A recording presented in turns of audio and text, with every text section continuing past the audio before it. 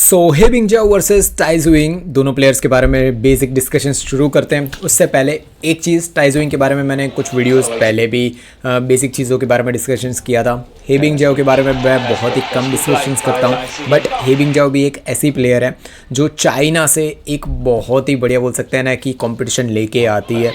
देखो, एक चीज़ हे बिंगजाओ के बारे में समझनी बहुत ज़्यादा इंपॉर्टेंट है। उनका फुटवर्क मुझे बहुत ही ज़्यादा पसंद है। आप जाके चाइनीज़ के कितने भी प्लेयर्स देख लो, मैन सिंगल्स हो, वुमेन सिंगल्स हो, उनका फुटवर्क आपको हमेशा पसंद आएगा। उसमें से लेजेंड प्लेयर जिनका नाम मैं बताना चाहता हूँ वो ऑफकोर्स लिंडन है। जाके देखो, एक वो है। देन मैं उनको किंग बोलता हूँ, जो है फुटवर्क किंग मैं जिनको बोलता हूँ वो है लिंडन। के बाद जो मेरे फेवरेट है वो है चेन लॉन्ग। चेन लॉन्ग के फुटवर्क देखो, आप वो कोर्ट में आपको चलते हुए दिखेंगे। ऐसा कहीं पे भी आपको आइडिया ही नहीं आएगा कि यार वो फुटवर्क भी कर रहे हैं। आप खुद एक प्लेयर हो तो आपको एक चीज़ आइडिया होगी कि ये कॉर्नर से दूसरे कॉर्नर में जाने में आपकी कैसी हालत ख़राब हो जाती है। आप ख़त्म हो जाते हो भाई। कि मेरे जैसे शॉर्ट प्लेयर है, जैसे 5'5", 5'6" हाइट मेरी 5'6" हाइट है। मुझे कोर्ट कवर करने में भाई 2-2.5 स्टेप्स के ऊपर लगते हैं और मुझे लिटरली भागना पड़ता है। एग्जाम्पल के लिए आप ले लो एंथोनी गिंटिंग या फिर जो हमारे अकाने यामागुची है उनको ले लो। यहीं पे आती है हे बिंगजाओ, चाइनीज़ प्लेयर है। इनमें एक चीज़ जो मुझे डिफरेंट लगती है दूसरे चाइनीज़ प्लेयर से वो ये है कि ये है ना सीजर जंप्स और जंप्स ज़्यादा नहीं लेती है। मैंने देखा है मेजोरिटी ऑफ द टाइम्स वो जितना हो सके ना वो कोर्ट देखो, यहाँ पे उन्होंने ओवरहेड देखा। यहाँ पे एक और बार एग्जांपल यहाँ पे देखो, ये रैली फिर से देखो तो आपको आइडिया आ जाएगा मैं क्या बताने की कोशिश। देखो उन्होंने शॉट मारा है, देखो सिंपल शॉट मारा है यहाँ पे। देखो यहाँ से उन्होंने मारा, जंप नहीं लिया, सेंटर में आई वो।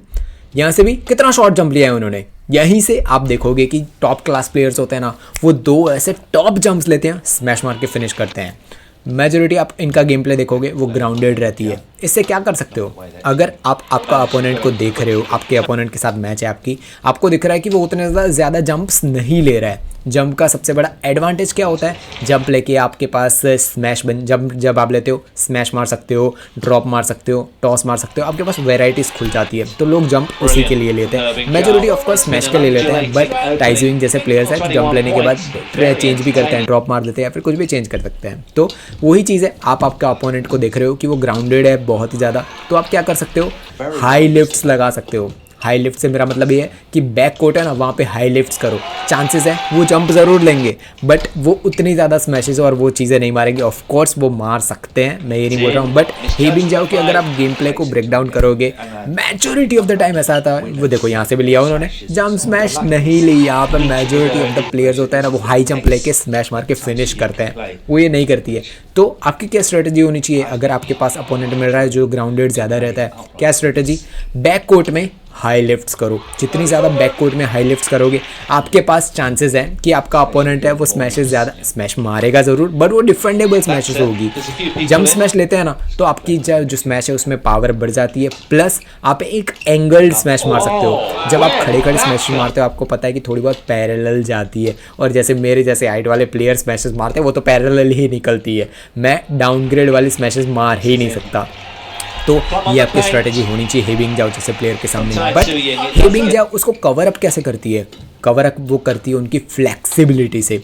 जब आप वो ओवरहेड शॉट्स लेने जाती है ना, ओवरहेड, तो जब आप ओवरहेड लेने जाते हो आपके पास 2 से 3 ऑप्शंस होते हैं। ओवरहेड ड्रॉप लगा सकते हो, ओवरहेड टॉस लगा सकते हो। स्मैश मारने के लिए तो आपको जंप स्मैश लेनी पड़ेगी, बट जंप स्मैश हे बिंगजाओ तो नहीं लेती है। तो वो क्या नया करती है, वो ओवरहेड स्मैश मारने की कोशिश करती है। देखो एक और चीज़, जब आपका अपोनेंट जब सिंगल्स खेल रहे हो ना, तो साइड लाइन्स जितना हो सके उतना खेलो, पीछे खेलो, साइड लाइन्स खेलो। आपको जितना हो सके आपके अपोनेंट से शटल को दूर रखना है। हे बिंगजाओ क्या करती है, साइड लाइन्स है वहाँ पे टारगेट करती है जितना हो सके, और वो ही वहीं पे आती है एक्यूरेसी। वहीं पे आप चीज़ देखोगे कि आपका अपोनेंट है वो अगर एरर्स नहीं कर रहा है तो आपको डर के रहना चाहिए। देखो या तो वो आपसे एरर करवाएगा या तो वो परफेक्शन से मैचेस जीतेगा। लाइन टू लाइन अगर सामने वाला स्मैशेस मार रहा है तो चांसेस है कि आप कंफ्यूज हो गए, यार आउट जा रही है, इन जा रही है। हे बिंगजाओ ऐसी ही एक प्लेयर है जो आपको कंफ्यूज करके पॉइंट्स ले जाएंगी। बट हे बिंगजाओ की गेम प्ले मुझे ऐसे इस चीज़ में पसंद है, वो कहाँ पे अटकती है पता है, जब वो सेंटर में जाती है ना तो अपर बॉडी थोड़ी रह जाती है। देखो ये मैं एग्जांपल के लिए दिखा दूँ, देखो जब वो सेंटर में जाएगी, नेक्स्ट शॉट के लिए वो जब रेडी होगी ना, अपर बॉडी एकदम से थोड़ी जर्क रहती है। ऑफ कोर्स उनके कोचेस और सबको पता होगा, इंप्रूव करनी ही नहीं होती है चीज़ें। मैंने देखा है कि 2-3 साल पहले जो हेबिंग जाओ की गेम प्ले मैंने देख रही है, वो गेम प्ले और अभी के गेम प्ले में बहुत ज़्यादा डिफरेंस दिख चुका है। मुझे इंप्रूवमेंट ही दिखी है, ऐसा कहीं पे भी नहीं लगा है कि हेबिंग जाओ यार डाउनग्रेड जा रही है, कुछ जा रही है। तो ये तो हो गई उनकी गेम प्ले और बेसिक चीज़ों के बारे में डिस्कशंस हो गया। अब आते हैं टाइजू यिंग के बारे में। मैं ऑफ कोर्स हेबिंग जाओ का पूरा गेम प्ले आपको पूरा बताऊंगा आगे जाके, फुटवर्क और सारी चीज़ें। बट अभी टाइजू यिंग कौन सी ऐसी चीज़ें कर रही हैं जो उनको हेबिंग जाओ के सामने प्लस पॉइंट दे रहा है। देखो, टाइजू यिंग एक ऐसी प्लेयर है जो हमेशा एक प्लस पॉइंट आपके सामने, अगर टाइजू यिंग जैसी प्लेयर आ रही है उसके पास हमेशा एक प्लस पॉइंट रहेगा, वो ये है कि शॉट्स का वेरिएशन। देखो, शॉट वेरिएशन से मेरा मतलब ये है कि जैसे सामने वाला, मैं सर्व कर रहा हूँ और मेरे सामने टाइजू यिंग खेल रही है, मैं सर्व करूँगा ना तो मुझे रेडी रहना पड़ेगा कि वो सर्व को डिफ्लेक्ट करके, मतलब रिसेप्टिव करके फ्रंट में भी डाल सकती है, बैक में डाल सकती है, कुछ भी कर सकती है, मुझे उसके लिए रेडी होना होगा। मैं टाइजू यिंग की गेम प्ले को प्रिडिक्ट नहीं कर सकता। अनप्रेडिक्टेबिलिटी जो है ना, वो ही टाइजू यिंग का सबसे बड़ा प्लस पॉइंट है। तो यहीं पे टाइजू यिंग एक बहुत बड़ा एडवांटेज ले जाती है। बट अगर आपने mind games in the sense, मैं कैरोलिना मरिन के बारे में बात कर रहा हूँ माइंड गेम्स नाम सुनते ही मेरे दिमाग में कैरोलिना मरिन आती है। बट अगर आप उनको थोड़ा बहुत प्रेशराइज कर सकते हो गेम प्ले के अंदर, तो टाइजू यिंग एक पर्टिकुलर गेम प्ले खेलती है जिसके बारे में हम बाद में कभी और डिस्कस करेंगे। बट थोड़ा बहुत प्रेशराइज, वो मैंने 90% टाइम्स देखा है कि वो कभी भी प्रेशराइज नहीं होती है। बट कभी कभार जब आप कर सकते हो उनको, अगर आपने उनको प्रेशराइज कर दिया थोड़ा बहुत, तो चांसेस हैं कि आप उनको बाई पॉइंट्स वैसे ले जा सकते हो। ये एक और बात हो गई। अगर टाइजू यिंग जैसा प्लेयर मेरे सामने आए तो क्या कर सकते हैं, तो सर्व करते टाइम रेडी रहो, हमेशा आपका उनके रिस्ट है ना देखो। एंड टाइम आपको हमेशा टाइजू यिंग जैसा प्लेयर अगर सामने आए, वो जब तक शटल को हिट ना करे तब तक आपको सोचना नहीं है कि शॉट कहाँ पे आएगा। अगर उन्होंने पहले से ऐसे दिखा रखा है कि वो टॉस मारने वाली है, तो आपको रेडी नहीं हो जाना है टॉस के लिए, वो जब तक शटल को हिट ना करे। ऐसे प्लेयर्स के सामने आप ऐसे ही जीत सकते हो। देखो, डिसेप्शन से बचने का सबसे इजी तरीका ये है कि हमेशा शटल पे ध्यान दो। शटल कहाँ जा रही है, शटल कहाँ जा रही है, जब तक वो हिट ना करे तब तक रेडी रहो कि वो कहीं पे भी मार सकती है। सेंटर में रेडी रहो, कभी भी आप प्रेडिक्ट नहीं कर सकते कि टाइजू यिंग कहाँ खेलने वाली है। तो यही आप चीज़ें टाइजू यिंग जैसे प्लेयर के सामने कर सकते हो। क्या हेबिंग जाओ उनके शॉट्स को बोल सकते हैं कि काउंटर अप कर रही है? ये मैच पे नहीं कर पा रही है। आप देखोगे कि वो खेल जरूर रही है, बट टाइजू यिंग कहीं पे भी कोई शॉट्स को चेंज कर देती है। आप टाइजू यिंग जैसे, उनकी भी हाइट ऑफ कोर्स वो एवरेज जो वुमेन सिंगल्स है उनके आसपास ही है, बट पीवी सिंधु और जैसे ऐसे प्लेयर है, हेबिंग जाओ की उनकी जितनी हाइट है शायद उनसे थोड़ी लंबी है। वो एडवांटेज कहाँ लेती है? Back front, back front, back front, हमेशा। ये तो एक स्ट्रेटजी हमेशा रहती है। कोई भी स्ट्रेटजी अगर आप कोर्ट में जा रहे हो, सामने वर्क नहीं कर रही, सामने वाला प्लेयर आपसे बहुत ज़्यादा बेटर है या कुछ भी है, उसको बैक फ्रंट खिलाते रहे हो, चांसेस है पॉइंट आपको मिलेगा ही। बट इसके अंदर भी आपको रेडी रहना है कि वो भी कोई डिसेप्शंस कर सकता है। ये सारी स्ट्रेटजीज हुई, कैसे ये लोग जीत रहे हैं, कैसे आपकी स्ट्रेटजी होनी चाहिए। एक और चीज़, जब आप गेम प्ले खेलने जाते हो ना, तो अगर आपने कोई स्ट्रेटजी बनाई है, जैसे हेबिंग जाओ जैसे प्लेयर के सामने मैंने स्ट्रेटजी बनाई है कि मैं बैक खिला रहा हूँ, बैक के अंदर खींच रहा हूँ उनको, ऐसी मैंने स्ट्रेटजी बनाई है। बट क्या हो अगर उसी दिन हेबिंग जाओ का दिमाग एकदम से चेंज हो जाए और वो स्मैशेस मारने शुरू कर दे, जंप स्मैश मारने शुरू कर दे, फिर क्या करोगे आप?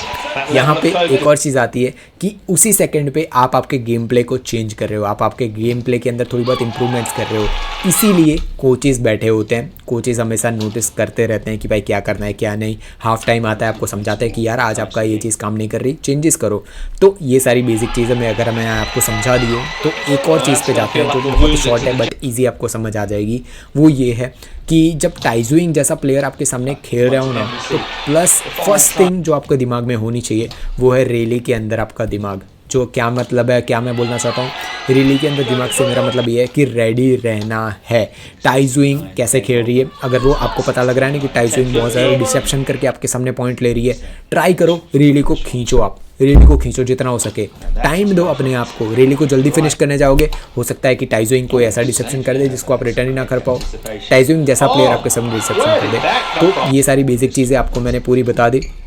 आप कमेंट बॉक्स में आप बता सकते हो कि अब कौन से प्लेयर्स के बारे में मैं डिस्कशंस करूं या फिर उनका गेम प्ले ब्रेक डाउन करूं। अगर इस वीडियो के रिलेटेड आपको कोई भी कन्फ्यूजन है या फिर टाइजुइंग का कोई गेम प्ले या फिर कुछ भी कोई रैली है जो आपको समझ ना आई हो, कुछ भी है, आप कमेंट बॉक्स में लिख सकते हो।